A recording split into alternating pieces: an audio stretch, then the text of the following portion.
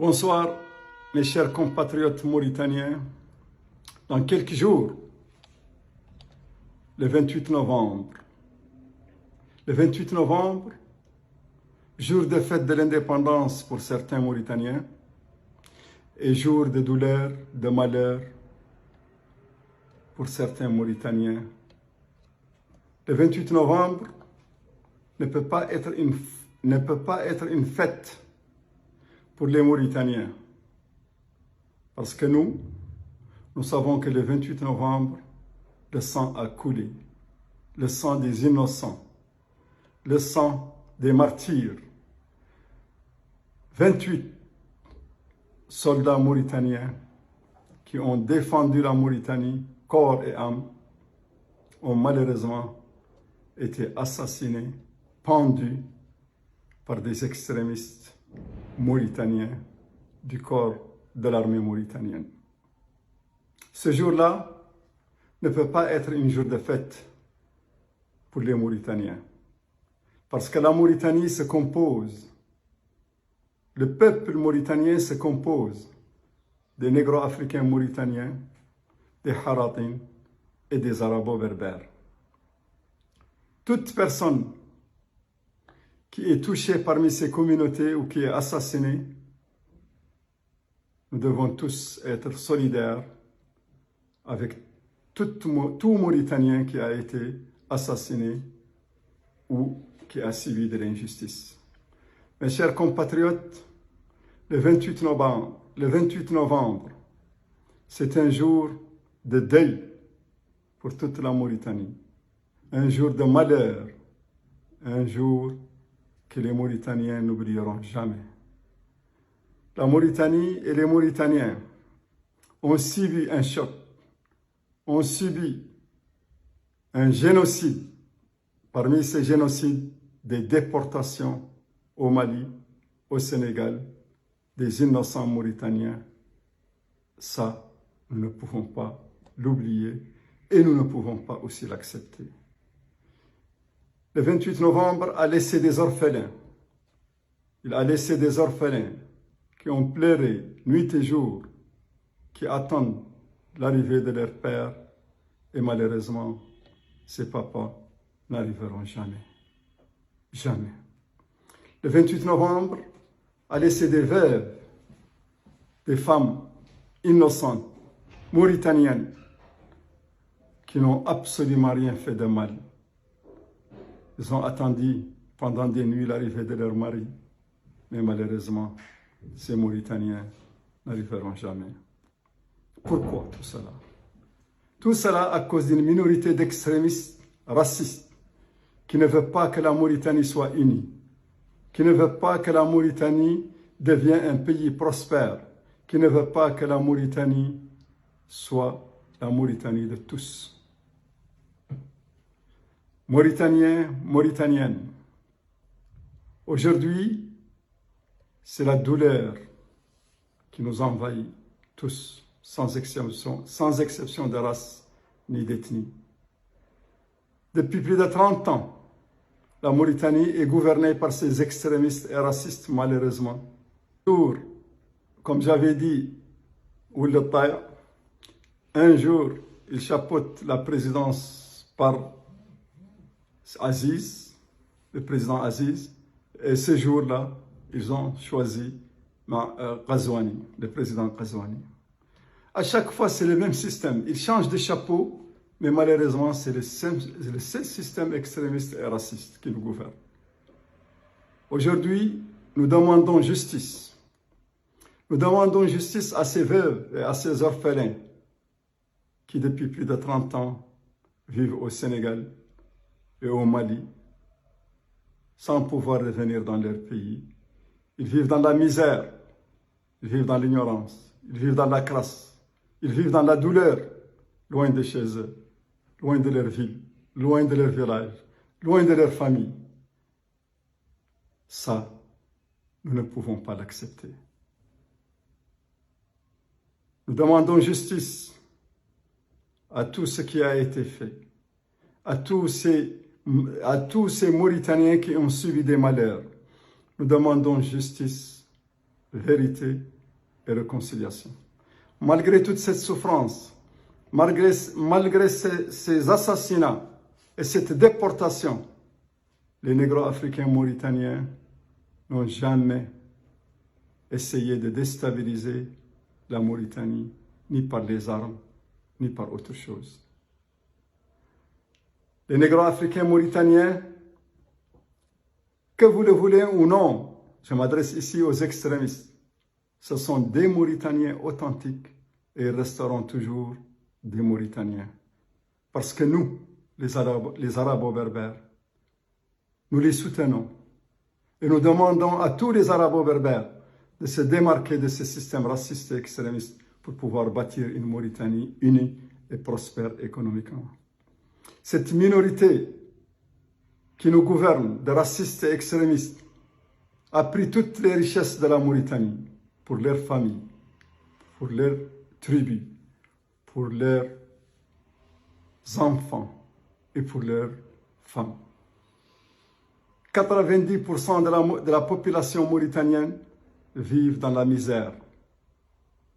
Ils n'ont rien, qu'ils soient négro-africains mauritaniens, qu'ils soient haratin, qu'ils soient arabo-berbères. Beaucoup d'arabo-berbères souffrent. Beaucoup d'arabo-berbères n'ont pas de travail. Beaucoup d'arabo-berbères se trouvent dans des bidonvilles, ni école, ni absolument rien. Et d'ailleurs, c'est le cas de tous les Mauritaniens, sans distinction de race ni d'ethnie. Il n'y a pas de justice dans ce pays. Tous les biens de l'État, tous les biens de ce peuple ont été entre les mains d'une minorité d'extrémistes qui se regroupent au sein de l'UPR, qui se regroupaient aussi au sein de PRDS et d'autres partis fantômes. Et à travers ces partis, ils prennent le pays en otage avec la complicité de certains généraux, avec la complicité aussi de certains imams de mosquées et bien sûr de certains oulémas qui refusent de dénoncer cette injustice et qui refusent de dénoncer que le pays est pris en otage par une minorité de mafieux. Aujourd'hui, mes chers amis, à la veille du 28 novembre, nous nous disons non, nous ne fêterons jamais. Ce n'est pas une fête et il ne sera jamais une fête pour nous. Il ne sera jamais une fête pour nous parce que le sang des innocents a coulé ce jour-là. Nous demandons justice.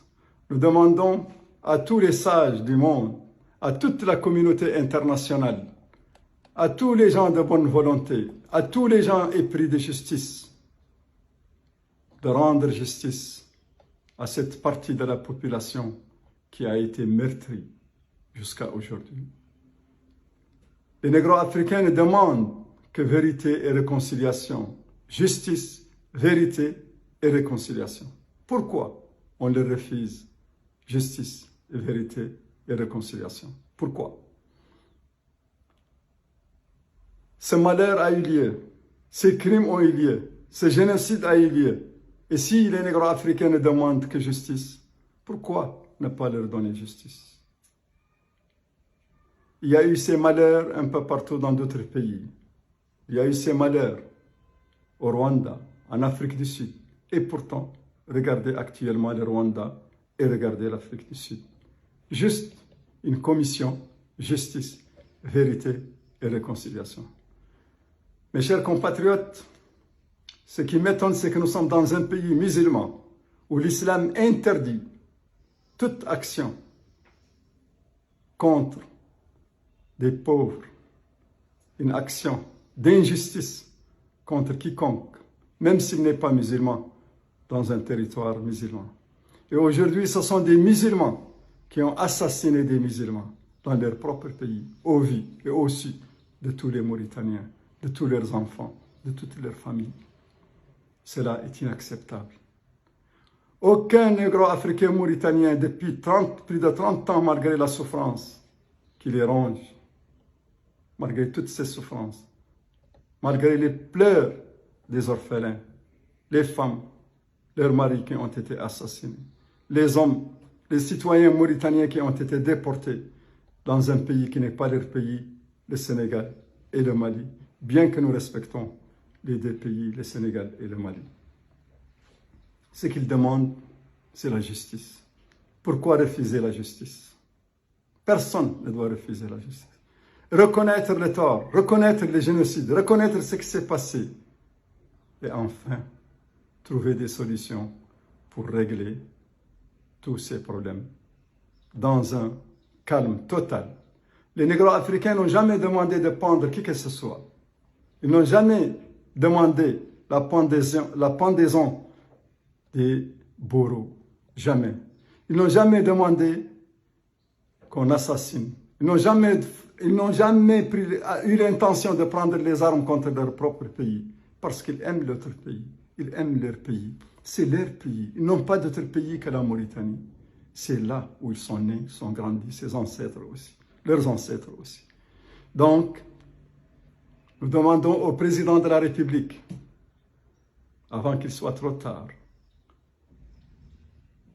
d'essayer ou de faire tout son possible d'enlever cette tache noire qui est dans l'histoire de la Mauritanie et de réconcilier les Mauritaniens, réconcilier les Arabo-berbères avec les négro-africains et les Haratin. Là, il gagnera. Et il fait revenir les déportés chez eux et indemniser les orphelins et les veuves. C'est l'islam qui l'a dit. Et nous sommes dans un pays musulman. Je demande aussi à tous les ulémas qui sont là dans ce pays, qui sont connus à l'extérieur, qui font la navette entre la Mauritanie et l'extérieur, de dénoncer cette injustice. Pourquoi ne pas dénoncer cette injustice? Ils doivent dénoncer cette injustice parce qu'ils sont musulmans, parce qu'ils savent ce que Allah le Tout-Puissant a dit dans le Coran. Pourquoi ils ne dénoncent pas? Pourquoi cette complicité? Nous sommes un pays qui s'appelle République islamique de Mauritanie. Nous sommes des musulmans à 100%. Et pourtant, ces crimes ne peuvent être faits. Aucun pays n'assassine ses propres enfants. Même dans les pays qui ne sont pas musulmans, ils n'ont jamais osé pendre leurs enfants. Même l'État israélien n'a jamais pendu un Palestinien. Pourquoi? Nous, les musulmans, nous, les Mauritaniens, nous avons pendu le 28 novembre, le jour de la fête. Et pourquoi pas un autre jour? Mais le jour de la fête, nous avons pendu des innocents, des pères de famille, des gens qui ont pourtant défendu la Mauritanie, les fils de ce pays. Nous continuons toujours à penser à eux. Nous n'allons jamais les oublier. Et nous assurons aujourd'hui, devant vous, devant Allah, que les déportés reviendront chez eux et que les orphelins, les veuves seront indemnisés, Inch'Allah. Je ne vous dis pas bonne fête, parce que ce n'est pas une fête, mais je vous dis à bon entendeur, salut.